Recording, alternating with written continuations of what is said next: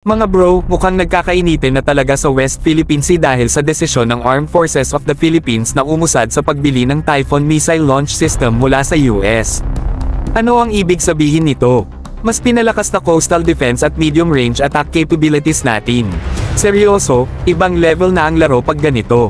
Di ba mga bro, minsan kailangan din natin ng mas malupit na pangdepensa para sa ating karagatan. Lalo na kung napapalibutan ka ng mga hindi birong players. Ayon sa Financial Times, mismong si Defense Secretary Gilberto Teodoro na ang nagkumpirma na interesado ang Pilipinas sa mga Typhoon systems, aka Mid-Range Capability, MRC. Kung tuluyan itong matutuloy, magkakaroon tayo ng missile system na kayang mag-target ng mga strategic na lokasyon kahit pa sa teritoryo ng Asian Giant. Medyo intense mga bro, pero sa usapang depensa, kailangan natin itong mga hakbang.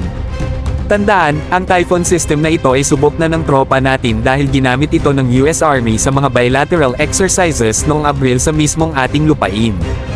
Pero di lang basta suntok sa buwan ng Typhoon mga bro. Itong system na ito ay kayang mag-deploy ng mga Tomahawk at SM-6 cruise missiles na may range na umabot ng 2,500 kilometers. Wow mga bro, global level na ang abot. Isipin nyo kung gaano kalaking deterrent power ang ibinibigay nito sa atin. Parang biglang nagkaroon ng pangil ang ating coastal defenses, na dati-rati defensive lang. Ngayon, may pang-counterattack na. Sino ngayon ang maglalakas loob? At syempre, hindi naman natin iniiwan sa ere ang ating matagal ng partner na BrahMos mga bro. Ang mga missile na ito, na gawang India, ay perfect na pang-supalpal sa naval threats mula sa coastal batteries.